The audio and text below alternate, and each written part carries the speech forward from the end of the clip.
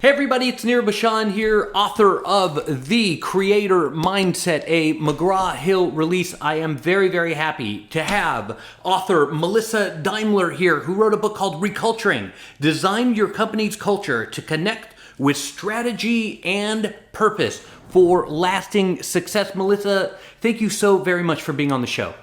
Thanks for having me, Nir. It's great to be here. I am very, very excited because this book is super, super good, and I think that everyone should read it, and I think we're going to find out why. Melissa, ReCulturing, why this book and why now? So work has changed. You know, we're all living and writing this playbook of how work is now supposed to be happening in hybrid environments. And I think one of the key pieces to that, and a question I keep hearing is, you know, how do we bring our culture back? How do we get our culture back to how it was a couple of years ago in this hybrid environment?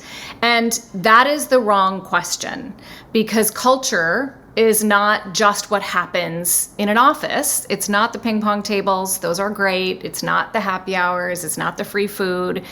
It's how work happens between people. And so I think that culture can be intentionally designed. I've been a practitioner in some pretty high growth companies over the last 20 years and have learned that you can actually design a very intentional culture. So culture is not just what most people think it is, where, hey, you know, we have an annual picnic and in the break room, Melissa, we have a poster and it got our inspirational message that says, we do better than everyone else. Yay, everyone feel good. There's an authenticness there.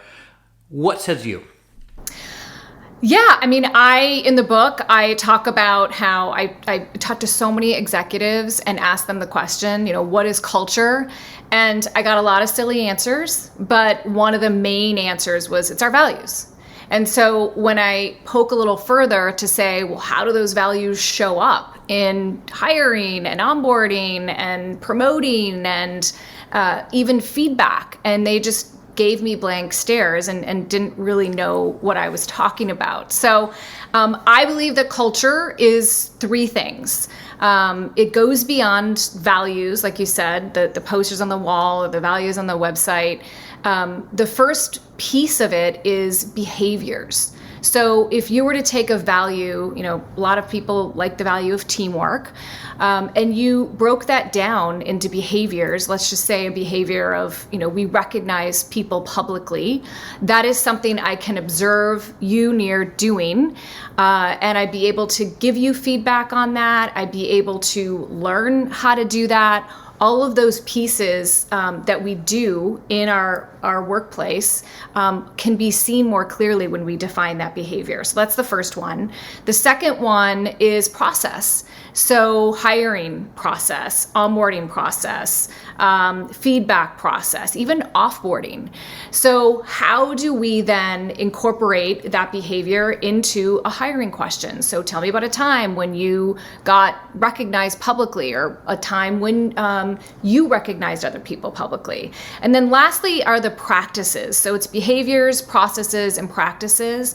And practices are things that we do every day. So it's our meetings, you know, it's Slack, email, text, communication, how we learn, how we even make decisions. And so a common practice that a lot of companies do is the all hands meeting.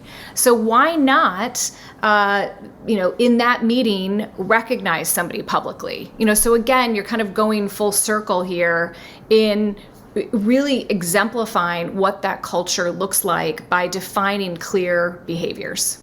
Melissa, these things are really wonderful and incredibly important, but you might have a naysayer from time to time who says, yeah, these are wonderful things, but like, how does this improve my bottom line? It is critical to do, and I know that it is, but what do you say to that type of person? Yeah, I mean, one of the things that I also talk about in the book is, you know, the importance of having culture not just be kind of this one-off HR initiative or something that we do from time to time. culture is a verb. It's an ongoing set of actions that we need to be doing, and it needs to be connected to strategy. I think there's a famous quote out there. I think Peter Drucker said it, but culture eats strategy for breakfast. And, I joke that I think those two should have breakfast together, because I think both of them can leverage each other. And so there's, three components in an organizational system. Beyond culture, there is your strategy, which is the what, and the purpose, which is the why, and the culture is the how. So I do think that all of those pieces matter, and you can, a lot of the companies even that I talk about in the book, they can directly tie culture to the bottom line. Absolutely, an incredibly important point. My guest today is Melissa Daimler. Her book is called ReCulturing. This is a fantastic read and something that I very much suggest you go and pick up. Melissa, quick question, and this is an issue near and dear to my heart, about creativity. I've read the book, so I know it is full of creative options, but how does this book help people become more creative? One of the things that I talk about in the book, sometimes people ask me, like, wow, this is really prescriptive. It just feels like there's too many guardrails. And one of the things, and you know this better than most people about creativity, is there is freedom when you have some constraints. So when you know kind of the playing field that you're working in, it is much easier to have that freedom. And I've gotten that feedback a lot from employees when we've done this whole reculturing. When they're clear about what's expected and that they're going to be rewarded on these behaviors, and they're clear on even how we're going to help them learn these behaviors, there is a lot more freedom for them to focus on the work in front of them versus being concerned about, am I doing the right job? Am I going to get promoted? And having that uncertainty. My guest today, Melissa Daimler, who wrote a book called ReCulturing. Fantastic read. Melissa, a really, really good book and a huge accomplishment. Thank you very much for being on Coffee Break. Thanks for having me.